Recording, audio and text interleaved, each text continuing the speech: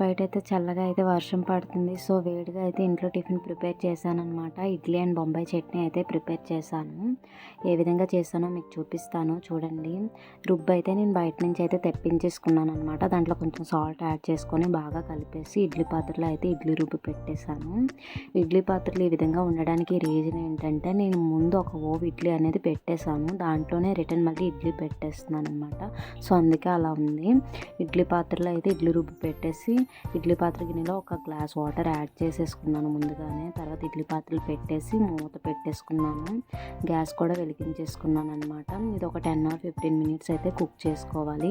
Cook అయిన తర్వాత మూత తీసాను, ఉడికిపోయి ఇడ్లీలు అనేది ఒక బౌల్లో అయితే తీసేసుకున్నాను. ఇడ్లీలన్నీ ఈ విధంగా వచ్చాయి. నెక్స్ట్ అయితే బొంబాయి చట్నీ అయితే ప్రిపేర్ చేశాను. దానికి ముందుగా అయితే తరిగిన ఉల్లిపాయలు, పచ్చిమిర్చి, టమాటీ, కొత్తిమీర, కరివేపాకు, ఆవాలు, జీలకర్ర, వెల్లుల్లి అండ్ అల్లం అయితే తీసేసుకున్నాను అనమాట. తర్వాత ఒక బౌల్లో శనగపిండి తీసుకొని దానికి వాటర్ యాడ్ చేసి ఉండలు లేకుండా అయితే బాగా కలిపేసుకోవాలి. కలుపుకున్న తర్వాత అయితే మనం కొంచెం పసుపు అండ్ కొంచెం సాల్ట్, కొంచెం కారం కూడా యాడ్ చేసుకొని బాగా కలిపేసుకోవాలి. అందులో బాగా మిక్స్ అయ్యేటట్టు కలిపేసుకోవాలి. నేనైతే ఈ విధంగా కలిపేసుకున్నాను అనమాట. నెక్స్ట్ అయితే ఒక తపాలా అయితే స్టవ్ మీద పెట్టేసుకొని స్టవ్ వెలిగించేసుకున్న తర్వాత తపాలా హీట్ అయిపోయిన తర్వాత ఆయిల్ అనేది యాడ్ చేసుకోవాలి. తర్వాత ముందుగా ప్రిపేర్ చేసి ఉంచుకున్న అల్లం అండ్ వెల్లుల్లి అండ్ ఆవాలు, జీలకర్ర పోపు అయితే వేసేసుకున్నాను.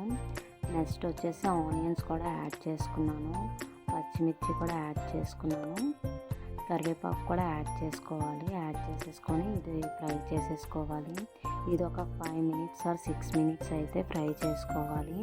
నెక్స్ట్ అయితే ముందుగా ప్రిపేర్ చేసి ఉంచుకున్న టమోటా కూడా యాడ్ చేసుకోవాలి. టమోటా పీసెస్ కూడా యాడ్ చేసుకొని ఇది ఒక 10 or 15 minutes అయితే బాగా ఫ్రై చేసుకోవాలి, గోల్డెన్ కలర్లో వచ్చే వరకు. నెక్స్ట్ ముందుగా ప్రిపేర్ చేసి ఉంచిన శనగపిండి రసం కూడా ఇందులో వేసేసుకున్నాను అనమాట.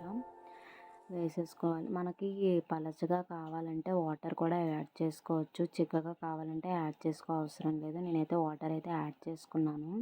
నెక్స్ట్ కొత్తిమీర కూడా యాడ్ చేసుకొని ఇది ఒక 10 or 15 minutes అయితే బాగా కుక్ చేసుకున్నాను. టేస్టీగా అయితే బొంబాయి చట్నీ అయితే రెడీ అయిపోయింది. ఇడ్లీ అండ్ బొంబాయి చట్నీ అయితే రెడీ అయిపోయింది. టేస్ట్ అయితే చేశాను. చాలా అంటే చాలా బాగా అనిపించింది. సింపుల్గా మీరు కూడా ఇంట్లో ఈ విధంగా చేసుకోండి. మీకు నచ్చితే లైక్ అండ్ సబ్స్క్రైబ్ చేసుకోండి. Bye all.